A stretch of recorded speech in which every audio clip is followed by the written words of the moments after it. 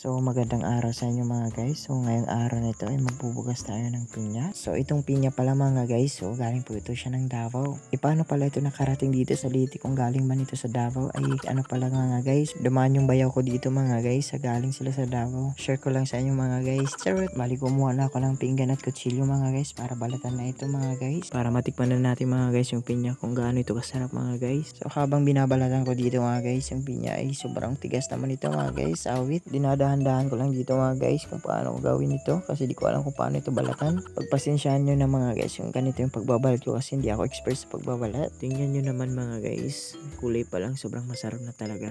Ayun nga mga guys, pagkatapos ko mabalatan, tinanggal ko na din yung balat sa ilalim para mas maganda. Pagkatapos ko itong tanggalin mga guys, tinakpan ko itong gaano ito kasarap mga guys. Charot! E sinunod ko naman tanggalin yung mga itim-itim na bilog para mas maganda tingnan at hindi siya makati. Pagkatapos nang tanggalin mga guys, ito na yung mga ginawa ko para ito na yung mga susunod na gagawin natin.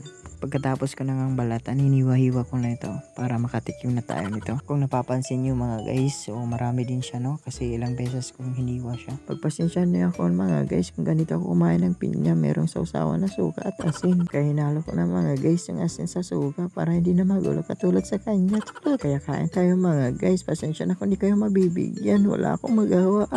Sobrang sarap talaga mga guys yung pinya, walang makakapantay. Kaya dito na lang muna mga guys yung vlog ko. Sa susunod ulit mga guys, bye bye!